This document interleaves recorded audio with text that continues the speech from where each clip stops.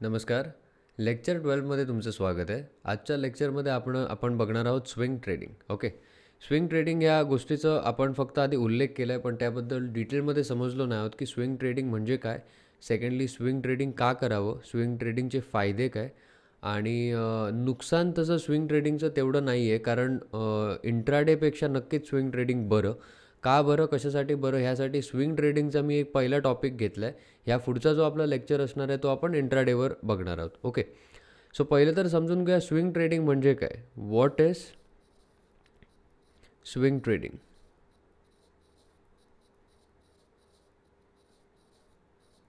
Okay. Swing trading म्हणजे हा एक ट्रेडिंगचा प्रकार आहे. ओके. हे काय वेगळी स्ट्रॅटेजी किंवा काहीतरी वेगळं आपण ऐकतोय असं नाही आहे. स्विंग ट्रेडिंग म्हणजे एक ट्रेडिंगचा प्रकार. जसं तुमचं इंट्राडे असतं तसंच swing trading, positional trading, scalping हे सगळे ट्रेडिंगचे प्रकार झाले. ओके. ट्रेडिंगचे प्रकार का झाले, कारण ह्या प्रत्येक प्रकारात आपण वेगवेगळ्या टाईम फ्रेमच्या कॅन्डल्स पाहतो. ओके. आता स्विंग ट्रेडिंग असतं ते स्विंग ट्रेडिंग साधारणतः आपण ट्रेड केल्यानंतर प्रॉफिट किंवा लॉस जो काय आपण बुक करणार आहोत. ओके. आपण बरोबर असलो तर प्रॉफिट, जर आपलं अंदाज चुकीचा असेल किंवा आपलं ॲनालिसिस चुकलेलं असेल तर लॉस. तर तो बुक करण्यासाठी आपण साधारणतः फ्यू डेज ते फ्यू वीक्स आपण वाट पाहतो. ओके. फ्यू डेज ते फ्यू वीक्स या अशा टाईपच्या ट्रेडिंगला आपण म्हणतो स्विंग ट्रेडिंग. ओके. आता स्विंग ट्रेडिंग आणि पोझिशनल ट्रेडिंगमध्ये फरक आहे की पोझिशनल ट्रेडिंग हे तुमचं काही महिने ते काही महिन्यांच्या पुढची गोष्ट आहे, काही आठवडे ते काही महिने. ओके. म्हणजे पोझिशनल ट्रेड जेव्हा तुम्ही घेतात तेव्हा तुम्ही काही आठवडे, okay, more than a month तुमचं वेट असतो. तुम्ही 1 महिना, 3 महिना, 6 महिने थांबता. सो पोझिशनल ट्रेडिंग थोडंसं अजून लाँग टर्म झालं. ओके. स्विंग ट्रेडिंग तेवढं लाँग टर्म नसून स्विंग ट्रेडिंग कुठेतरी महिन्याभरात करायचं ट्रेड आपण म्हणू शकतो की महिन्याला 1-2 स्विंग ट्रेड्स घेतले तरी बस होतात, कारण तुमचा रिस्क रिवॉर्ड जरी 1:2 असला तरी तुमचं पॉईंट कॅप्चरिंग जास्त असतं. ओके. त्यामुळे तुम्हाला रिस्क रिवॉर्ड पण थोडंसं मॅनेज करता येतं. रिस्क रिवॉर्ड जास्त पण तुम्ही अचीव्ह करू शकता, 1:4, 1:5 असे. ओके. आता हे पहिलं आपण व्हॉट इज स्विंग ट्रेडिंग समजल्यानंतर आपण दुसरा एक महत्त्वाचा इम्पॉर्टंट मुद्दा असा येतो की स्विंग ट्रेडिंगमध्ये स्टॉक्स कसे सिलेक्ट करायचे. Okay. How to select stocks in swing trading. Okay. हा एक पहिला प्रश्न झाला. दुसरा प्रश्न येतो की चार्ट पाहताना, ओके, चार्ट जो आपण बघणार आहोत त्या चार्टची टाईम फ्रेम किती. ओके. हे 2 क्वेश्चन्स इम्पॉर्टंट आहेत. हे 2 क्वेश्चन्स बघितले की त्यानंतर आपण डायरेक्टली स्क्रीनवर जाऊन प्रॅक्टिकली समजून घेणार आहोत की आपल्याला स्विंग ट्रेडिंगसाठी ह्या गोष्टी कशा करायच्या असतात. ओके. सो पहिलं आपण ह्याच्यात समजून घेऊया की चार्टची जी टाईम फ्रेम आहे, ओके, टाईम फ्रेम स्विंग ट्रेडिंगसाठी मिनिमम 1 आवर असावी आणि मॅक्झिमम तुम्ही 4 आवर्स ते 1 डे तुम्ही बघू शकतात. ओके. ह्या 4 आवर किंवा 1 डेने तुम्हाला एक ब्रॉडर पर्स्पेक्टिव्ह येतो, एक जास्त दिवसांचा अंदाज येतो. ओके. 4 तासाची एक कॅन्डल असल्याकारणाने किंवा 1 दिवसाची एक कॅन्डल असल्याकारणाने तुम्हाला पुढच्या येणाऱ्या काही दिवसांमधलं ॲनालिसिस जेव्हा तुम्ही करता तेव्हा तुम्हाला एक अंदाज येतो की पुढच्या येणाऱ्या काही दिवसांमध्ये मार्केटचं डिरेक्शन काय असू शकतं किंवा कुठच्या बाजूला जास्त पोटेन्शियल दिसतं आहे, बाईंग की सेलिंग साईडला. प्लस जेव्हा 1 आवरची तुम्ही बघता तर हे जरासं 4 आवर्स किंवा 1 डेपेक्षा छोटी टाईम फ्रेम आहे. तुम्हाला एंट्री करण्यासाठी तुम्ही 1 आवरच्या टाईम फ्रेमने एंट्री प्लॅन तुमची करू शकता. ओके. स्टॉप लॉस जो तुम्हाला सेट करायचा असणार आहे तो तुम्ही 1 आवरच्या हिशोबाच्या चार्ट फ्रेममध्ये जाऊन, टाईम फ्रेममध्ये जाऊन चार्टवर तुम्ही एंट्री आणि स्टॉप लॉस टार्गेट हे तुमचं सेट करू शकता. ओके. सो एंट्री करण्यासाठी 1 आवर इज फाईन, पण शक्यतो ॲनालिसिस करताना 4 आवर्स आणि 1 डे तुम्ही जर बघत असाल तर तुम्हाला स्विंग ट्रेडिंगसाठी ते अतिशय चांगलं पडेल, कारण जेवढी मोठी टाईम फ्रेम तेवढं तुम्हाला कॅन्डल स्टिक पॅटर्न्स किंवा चार्ट पॅटर्न स्ट्रॉंग बनतात आणि तुम्हाला अशॉरिटी, प्रोबॅबिलिटी ट्रेडची तेवढीच वाढते. ओके. आता दुसरं आपल्याला काय समजून घ्यायचं आहे की मार्केटमध्ये जेव्हा ट्रेडिंग चालतं तेव्हा मार्केटमध्ये 2 प्रकारे ट्रेडिंग चालतं. एक, जे काही आपल्या मार्केटमध्ये स्टॉक्स आहेत, ओके, जे काही नंबर ऑफ स्टॉक्स आपल्या मार्केटमध्ये आहे, पेनी स्टॉक्स बोलत नाही आहे मी, निफ्टी 100, निफ्टी 50 हे स्टॉक्सच मी सजेस्ट करीन. ओके. पेनी स्टॉक्स किंवा जे स्टॉक्सची व्हॅल्यू खूप कमी आहे, ₹4-5, ₹2 असे जे स्टॉक्स असतात, पेनी स्टॉक्स, हे असं ट्रेडिंग करणं याला आपण स्पेक्युलेशन म्हणतो. ओके. कुठेतरी तिथे तुम्ही विचार करता की ₹2चा स्टॉक ₹20 झाला तर आपल्याला किती फायदा होऊ शकतो आणि ₹2 असल्यामुळे मी हेवी क्वांटिटी घेऊ शकतो. पण या पेनी स्टॉक्समध्ये शक्यतो इन्व्हेस्ट करू नका. ओके. तुम्हाला फंडामेंटल ॲनालिसिस आणि खूप चांगलं नॉलेज असेल तर बिंदास करा. पण ज्या अर्थाने तुम्ही हा कोर्स करताय त्यामुळे मला एक समजतंय की फंडामेंटल ॲनालिसिस तेवढं आपलं स्ट्राँग नाही आहे आणि त्यामुळे कुठेतरी तुम्ही डेटा जोपर्यंत रीड करून गोष्टी समजत नाही तोपर्यंत पेनी स्टॉक्समध्ये जाऊ नका. जे निफ्टी 100, निफ्टी 50मध्ये तुम्ही स्विंग ट्रेडिंग केलं तर चालेल, कारण तुमचा पैसा पूर्णपणे बुडणार नाही. जो काही स्टॉप लॉसची तुम्ही रिस्क घेणार आहात, रिस्क रिवॉर्ड रेशोने तुम्ही चालू शकता. पण जिथे तुम्ही ₹2चे ₹20 होणार ह्या हिशोबाने पेनी स्टॉक्समध्ये इन्व्हेस्ट करता, ते पेनी स्टॉक्समध्ये ₹2 जाण्याचे चान्सेस असतात. ओके. कारण तुम्ही फंडामेंटल ॲनालिसिस नीट नसतं आणि ह्या कंपनीजमध्ये आपण सांगू शकत नाही की सगळ्याच कंपनी ग्रो होणार आहेत. ओके. त्याच्यामुळे नॉलेज नसेल तर पेनी स्टॉक्समध्ये जाऊ नका. आणि ते ट्रेडिंग नाही आहे, ते स्पेक्युलेशन पद्धत आहे ती, तर स्पेक्युलेट करणं बंद करा. तुम्ही जर ट्रेडर आणि इन्व्हेस्टमेंटच्या पॉईंट ऑफ व्ह्यूने बघताय तर तुम्ही सेन्सिबल गोष्टींमध्ये इन्व्हेस्ट केलेलं जास्त चांगलं. ओके. सो मार्केटमध्ये स्टॉक्समध्ये 2 गोष्टी होत असतात. एक होत असतं ट्रेडिंग आणि एक होत असतं इन्व्हेस्टिंग. ओके. आता ट्रेडिंग जे होत असतं त्या ट्रेडिंगमध्ये बरेच सारे प्रकार आहेत. ओके. ट्रेडिंगमध्ये बरेच सारे प्रकार कसे आहेत, कारण ट्रेडिंगमध्ये तुम्हाला इंट्राडे आहे, तुम्हाला तुमचं स्विंग आहे, त्याच्यानंतर स्कॅल्पिंग आहे, पोझिशनल आहे. पोझिशनल तुमचं इन्व्हेस्टिंगमध्येच जातं. ओके. कारण जे पण लाँग टर्म आहे ते तुमचं इन्व्हेस्टिंगमध्ये जातं. स्विंग पण तुम्ही इन्व्हेस्टिंगमध्ये म्हणू शकता, पोझिशन पण तुम्ही इन्व्हेस्टिंगमध्ये म्हणू शकता. ओके. पण हे जे स्कॅल्पिंग आणि इंट्राडे आहे हे तुमचं ट्रेडिंगमध्ये जातं. तर प्रत्येक स्टॉकमध्ये ट्रेडिंग हे होत असतं, इन्व्हेस्टिंग हे होत असतं. ओके. सगळेच स्टॉक ट्रेडिंगसाठी चांगले असतात असं नसतं. ज्या स्टॉक्समध्ये ट्रेडिंग चांगलं होत असतं, जिथे जास्त स्कॅल्पर्स, इंट्राडे हे लोक जिथे जास्त असतात त्या स्टॉक्समध्ये ट्रेडिंग करायला चांगलं, कारण तिथे तुम्हाला ट्रेडिंग चांगलं यासाठी कारण व्हॉल्यूम चांगले असणार आहे, व्हॉलेटिलिटी चांगली असणार आहे. ओके. त्यामुळे तुम्हाला इंट्राडे आणि स्कॅल्पिंगला तुम्हाला स्पीड लागतो. ओके. तो स्पीड मिळण्यासाठी तुम्हाला व्हॉलेटिलिटी लागते. ती व्हॉलेटिलिटी आणि व्हॉल्यूम्स तुम्हाला इथे फास्ट असणार आहेत. ओके. ट्रेडिंग ज्या ज्या स्टॉकमध्ये ट्रेडिंग होणार तिथे. आणि ज्या स्टॉकमध्ये इन्व्हेस्टिंग होत असणार तिथे लाँग टर्म पर्स्पेक्टिव्हने इन्व्हेस्टिंग होत असणार त्याला आपण डिलिव्हरी पण म्हणतो. ओके. त्याला आपण डिलिव्हरीज पण म्हणतो, म्हणजे लाँग टर्मसाठी डिलिव्हरीज घेतल्यात, आपण स्टॉक घेऊन ठेवलेला आहे. मग तो स्विंगसाठी असू शकतो, पोझिशनलसाठी पण असू शकतो. ओके. किंवा कोण कोण असेही असतील जे 5 इयर्स प्लससाठी पण घेऊन ठेवू शकतात, पोझिशनल इन्व्हेस्ट करून ठेवलेत कोणीतरी. ओके.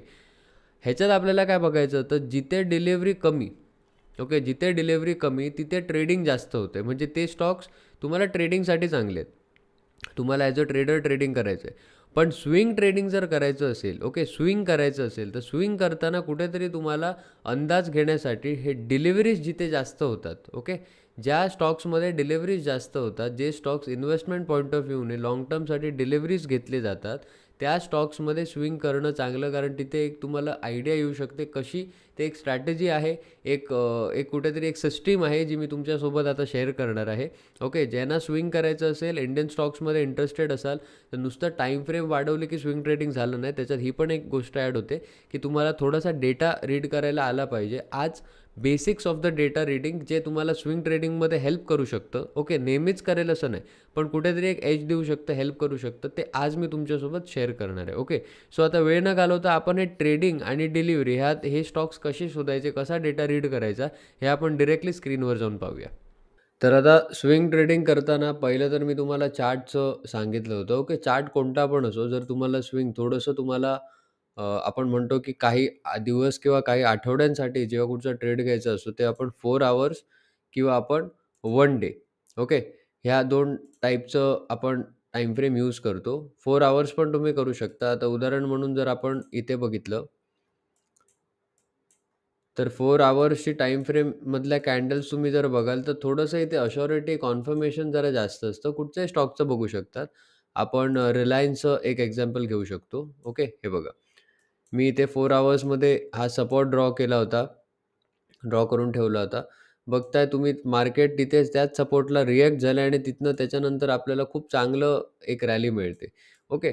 सो इथे तुम्हाला कुठेतरी रिस्क रिवॉर्ड थोडासा जास्त अचीव्ह करता येतो. कसा काय? कारण बघू शकता की इथे बुलिश एन्गल्फिंग पण झालंय. ओके, ह्या पॉइंटला बुलिश एन्गल्फिंग झालेलं आहे. स्क्रीनवर तुम्हाला दिसत असेल. तर तिथनं जर समजा तुम्ही पोझिशन घेतली असती, जिथे बुलिश एन्गल्फिंगची कॅन्डल संपली आहे, स्टॉप लॉस या झोनच्या खाली ठेवला असता, तर तुमचं 1:2 तर इथे जवळच क्लिअर होतंय. बट जर तुम्ही पुढचा पर्स्पेक्टिव्ह बघितला आणि जर तुम्ही तुमचा स्टॉप लॉस ट्रेल करत गेला, प्रत्येक ह्या लोला तुम्ही तुमचा स्टॉप लॉस ट्रेल करत गेला इथे, त्यानंतर इथे. तर पोटेन्शियल काय आहे ते मला तुम्हाला दाखवायचं आहे, की पोटेन्शियल जर बघितलं तर इथल्या इथे आपण 1:5 अचीव्ह करू शकलोय. ओके. थोडासा जास्त टाईमला गेला असेल, पण 1:5. त्यानंतर आपण आपला स्टॉप लॉस इथे वर ट्रेल जर केला इन केस, इथे जर वर ट्रेल केला आणि आपण जर ठरवलं असतं, की अजून मला थोडंसं ह्याच्यात पोझिशन ही कंटिन्यू करायची आहे, तर 1:10 त्याच्यापेक्षा डबल तुम्ही अचीव्ह करू शकता. ओके. तर स्विंग ट्रेडिंगमध्ये तुम्हाला एक काय असतं, की एकतर लाँग टर्म किंवा थोडंसं आपण साधारण 1 महिन्याभराचा किंवा 2 महिन्यांचा पुढच्या आपण जो तुमचा एक साधारण महिना ते दीड महिन्याचा जो ट्रेंड फॉलोइंग असतो, तो आपण ट्रेंड फॉलो करू शकतो. आता इथे बघताय, की हा जेव्हा डाउन ट्रेंड संपला आणि हा ब्रेकआउट झाला, तर फॉर एन एक्झाम्पल जेव्हा हा डाउन ट्रेंड संपला असेल, ओके, हे मी काढतो. हा जो 4 अवर्समध्ये तुम्हाला डाउन ट्रेंड दिसतोय, इथे जर तुम्ही इन केस असा एक ट्रेंड लाईन ड्रॉ केली असती आणि जेव्हा फायनली इथनं ब्रेकआउट दिलाय, ह्या ब्रेकआउटपासनं तुम्ही तुमचं टार्गेट हे प्रिव्हियस जो कुठचा हा डाउन ट्रेंडचा स्विंग होता, हा तुमचं प्रिव्हियस टार्गेट असलं असतं. ते तसं असं पण ठीक आहे, ह्याच्यात आता वेगवेगळे टाइप्स आहेत. तुम्ही ट्रेंड लाईनने करा, सपोर्ट एंड रेझिस्टन्सने करा. ते तुमच्या प्रत्येकाच्या ट्रेडिंग स्टाईलवर डिपेंड करतं. बट पॉइंट हा आहे, की तुम्ही हायर टाईम फ्रेमवर करता तेव्हा कुठेतरी थोडंसं तुमच्याकडे वेळ जास्त असतो डिसिजन घेण्यासाठी. त्याच्यामुळे इथे चुका होण्याचे चान्सेस कमी असतात. आता तुम्ही जर समजा इथनं एंट्री केली असती या ब्रेकआउटला, जेव्हा ब्रेकआउट आहे, व्हॉल्यूमही आहे, तुम्हाला इथे व्हॉल्यूमही शूट अप झालेला आहे एवढ्या भागात.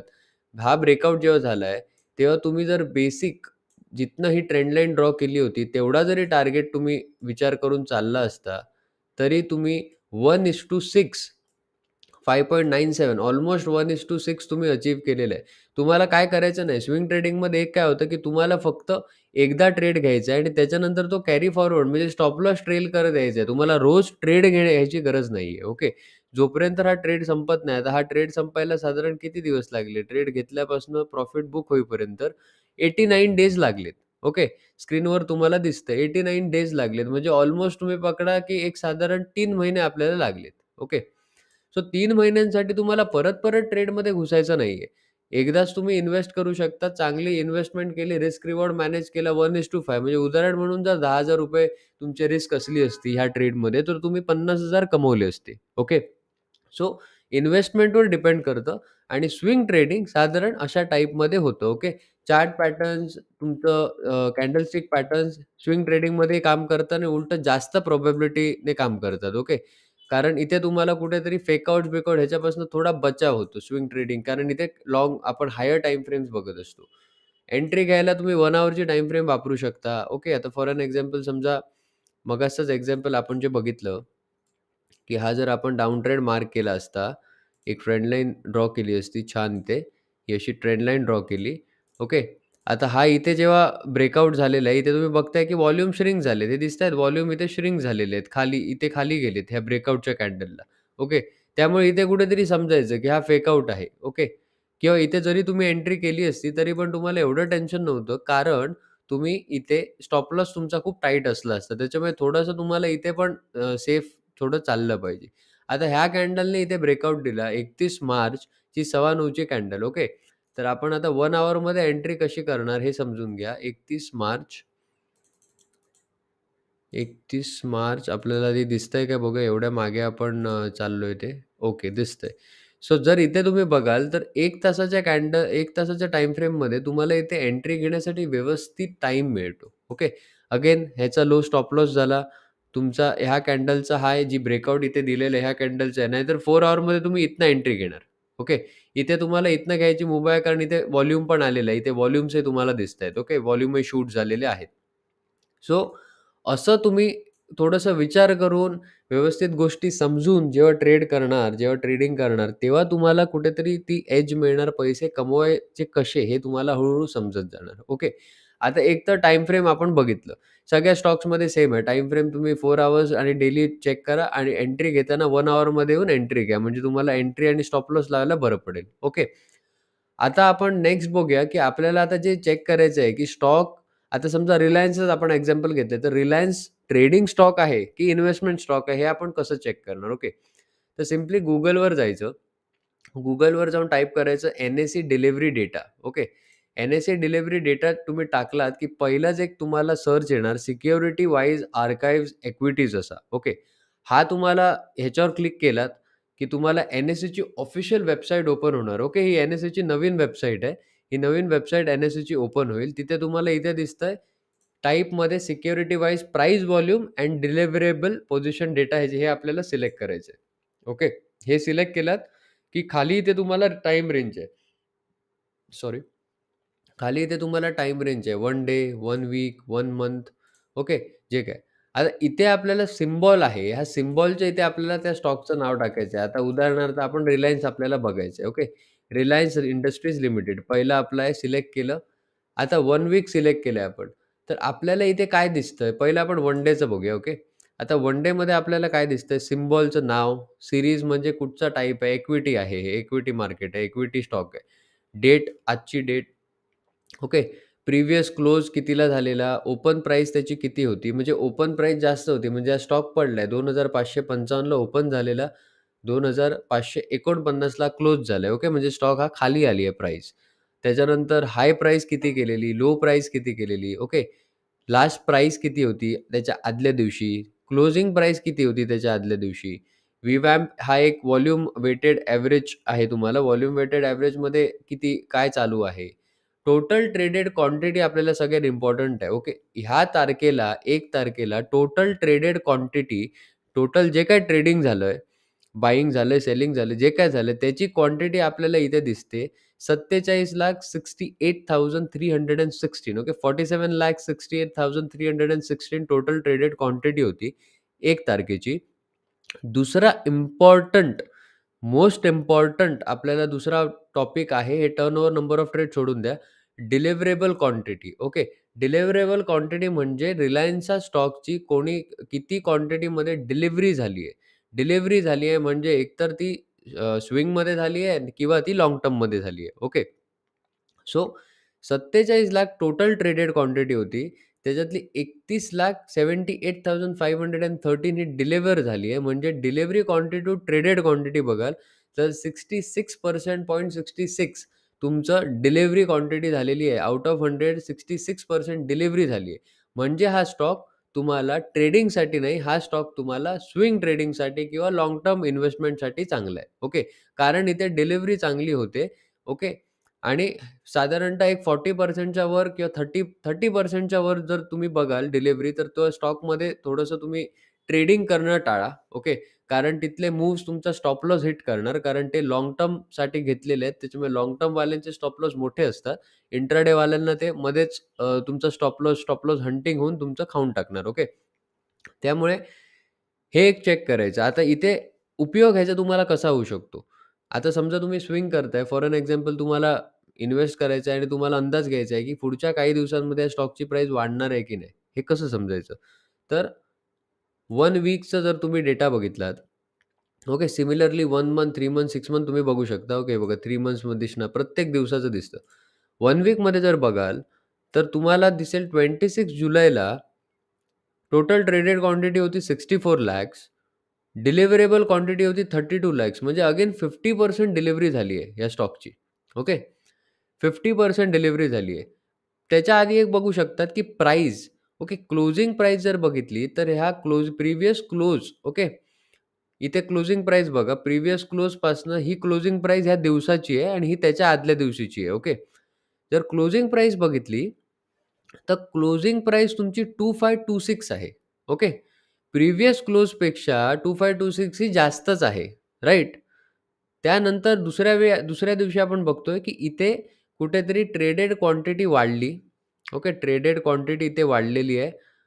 डिलिव्हरेबल क्वांटिटी वाढलेली आहे. अगेन 70% इथे कुठेतरी डिलिव्हरी घेतलेली आहे. ओके.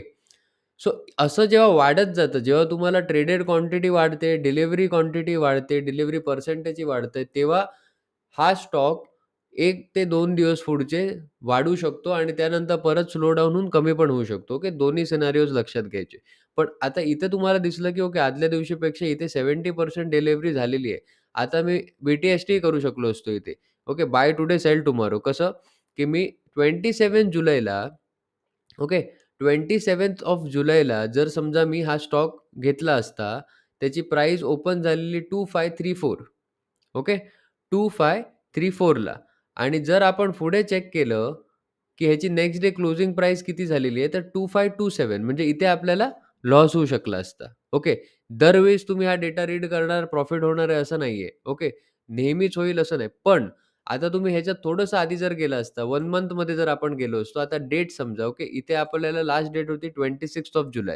2 दिवसांचाच डेटा बघून काय होत नाही. हे दाखवण्यासाठी मी तुम्हाला हे सांगितलं. जर समजा 28 तारखेला तुम्ही घेतला असता, सॉरी 27 तारखेला, तर थोडासा प्रॉब्लेम होऊ शकला असता. 28 तारखेला त्याची प्राईस हायेस्ट 2542 गेली आहे. No doubted it. आता तुम्ही जर 27 तारखेला घेतला असता, की तिला ओपन प्राईस काय होती 2534 ओके. 2534 आणि 28 तारखेला त्याची हायेस्ट प्राईस पोहोचलेली आहे 2542. सिमिलरली 31 तारखेला पोहोचली आहे 2553. पण एवढा डिफरन्स नाहीये. ओके. 34 टू 44 एक साधारणतः 10 ते ₹20 तुम्हाला फक्त सुटले असते 2 दिवसांमध्ये. तेवढे चालत असेल करू शकता. पण जर मोठा डिफरन्स चेकआउट करायचा आहे, तर तुम्हाला जास्त डेटा रीड केला पाहिजे. ओके. मग 1 मंथचा डेटा रीड करायचा. जर 1 मंथचा तुम्ही डेटा रीड कराल, तर इथे तुम्ही बघू शकता, की जेव्हा-जेव्हा या क्वांटिटीज वाढत गेल्यात, ओके. हे पर्सेंटेज जेव्हा-जेव्हा वाढत गेलंय, डिलिव्हरेबल क्वांटिटी वाढत गेली आहे, टोटल ट्रेडेड क्वांटिटी जेव्हा-जेव्हा वाढत गेली आहे, तेव्हा या स्टॉकची प्राईस वाढलेली आहे. ओके. आता इथे खाली आल्यानंतर आपल्याला दिसतंय, की इथे एक तुमची टोटल ट्रेडेड क्वांटिटी 1,00,00,000 आहे. ओके. 1,02,54,000 इथे दिसते. पुढे 1,19,00,000, 1,80,00,000, 1,93,00,000. तर ह्या टाईमला कुठेतरी जर तुम्ही स्टॉकची प्राईस चेक केली, ओके. इथे आपण चेक करूया. 14th ऑफ जुलै जेव्हा 69,79,000 ट्रेडेड क्वांटिटी होती आणि 59% तुमची डिलिव्हरी पर्सेंटेज होतं. डिलिव्हरी घेतली होती. टोटल ट्रेडेड क्वांटिटीपैकी 59% ही डिलिव्हरी होती. तर तिथे जर तुम्ही चेक केलात, तर तुम्हाला इथे आपण बघू शकतो, इथली तुम्हाला ओपन प्राईस आपण बघूया. ओके. थोडंसं हे कन्फ्युजिंग आहे कारण एवढा डेटा आहे, रीड करताना थोडं पुढे-मागे होऊ शकतं. ओके. इथे आपल्याला 14th of July opening price आपल्याला ही आहे 14th ऑफ जुलै ₹2,750 ओके. इथे मी ब्लूने हे हायलाइट करतो. ₹2,750 14 तारखेला ओपनिंग प्राईस आपली होती. ओके. आता ह्यापुढे आपल्याला बघायचं आहे हायेस्ट प्राईस त्याच्या बाजूचाच कॉलम ओके. 2750 ओपनिंग प्राईस आपण 2750 ला जर आपण विकत घेतलं असतं 14 जुलैला ओके. आणि 14 जुलैला घेतल्यानंतर नेक्स्ट डे आपल्याला दिसलं की क्वांटिटी वाढली आणि तुमचं डिलिव्हरी वाढली 56% अगेन गुड. तुम्ही थांबलात. तिथली हायेस्ट प्राईस बघाल तर 2,815 झाली. त्यानंतर परत नेक्स्ट डे तुम्हाला हा डेटा मिळाल्यानंतर समजलं की क्वांटिटी वाढते. नेक्स्ट डे परत वाढली. नेक्स्ट डेची हायेस्ट प्राईस बघा 2,837 अगेन वाढली. तर कॉन्सिक्वेंटली जोपर्यंत ही क्वांटिटी वाढत होती, तोपर्यंत ही प्राईस वाढलेली आहे आणि ती नेहमीच वाढत राहणार, कमीच होणार नाही असं नाहीये. Obviously support end resistance levels असणार आहेत, त्या फॉलो कराव्याच लागतात ह्याच्यात. कारण तुम्ही स्विंग ट्रेडिंगमध्ये चार्ट बघतायच. Okay. Chart plus fundamental analysis करताय. चार्ट प्लस डेटा रीड करताय. त्याच्यामुळे दोन्ही बघताना तुम्हाला कुठेतरी इथनं ही अश्युरिटी मिळू शकते, की ओके बाबा थोडंसं वर चाललं आणि हे ब्रेकआउट कुठच्या बाजूला होतं तेव्हा आपल्याला कळतं. ओके. डिलिव्हरी क्वांटिटीज बायिंगच्या पण असू शकतात, सेलिंगच्या पण असू शकतात. जर मार्केट कोणी शॉर्ट सेल केलेलं असेल, सेलिंगच्या पण असू शकतात.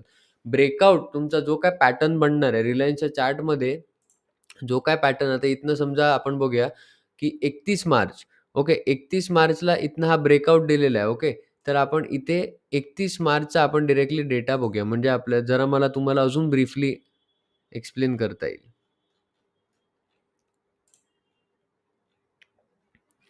31 मार्च ओके. 31 मार्चचा जो काही ब्रेकआउट होता, जर आपण बघितलं 31 मार्चचा हा दिवस ओके. 31 मार्चच्या दिवशी क्वांटिटी ट्रेडेड क्वांटिटी 1,30,00,000 होती. त्यानंतर 61.82% डिलिव्हरी होती. ओके. म्हणजे हा ब्रेकआउट बायिंग साइडचा स्ट्राँग आहे. ओके. ह्या डिलिव्हरी बायिंगच्या आहेत. 61% डिलिव्हरी बायिंग साइडला स्ट्राँग होती. बाय केलं होतं लोकांनी. ओके. त्यानंतर इथे क्वांटिटी कमी झाली आहे. ओके. क्वांटिटी कमी झाली आहे तेव्हा तुम्हाला थोडंसं डायसी सिच्युएशन होऊ शकते. कारण रेट्सही उतरणार आहेत. जर तुम्ही इथे बघाल तर रेट्सही तुमचे उतरलेले आहेत. थोडेफार उतरणार, वर चढणार किंवा साइडवेज चालणार. ओके. जेव्हा क्वांटिटी परत वाढायला लागेल, तेव्हा तुम्ही ह्याच्यात एंटर होऊ शकता. जेव्हा परत क्वांटिटी वाढेल तेव्हा. ओके. तेव्हा क्वांटिटीज ह्या बघायच्या आणि थोडंसं ब्रेकआउट नंतर आता फॉर एन एक्झाम्पल इकडे जर आपण 4 हॉर्समध्ये गेलो, तर ब्रेकआउट झाल्यानंतर ओके, ब्रेकआउट झाल्यानंतर जर तुम्ही चेक कराल इकडे या 27 एप्रिल वगैरे, तर तुम्हाला त्याच्यात दिसेल. आता 27 एप्रिलसाठी आपल्याला खाली 19 मध्ये जर बघितलात, इथे एवढं नाही दिसत आहे. आपल्याला थोडंसं 3 मंथ्समध्ये चेक करूया. मेमध्ये दिसतंय. 2 मे पासनं आपल्याला इथे डेटा दिसतोय. ओके. 2 मेचा जर तुम्ही इथे डेटा बघाल, ओके. मेमध्ये इथनं मार्केट वाढत गेलेलं आहे.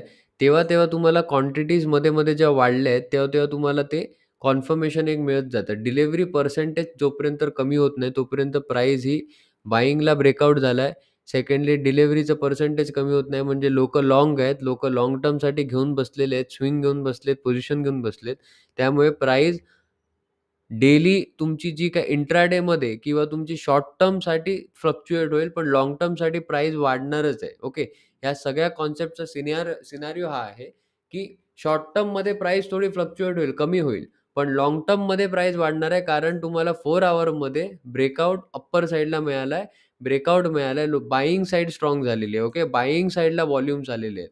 त्याच्यामुळे तुम्हाला जोपर्यंत हे कमी होत नाही तुमचं डिलिव्हरी पर्सेंटेज, तोपर्यंत टेन्शन घ्यायचं कारण नाही. आणि अगेन रिलायन्सचा बघाल तुम्ही, तर मोर दॅन 50% त्याच्यात असतंच नेहमी डिलिव्हरी.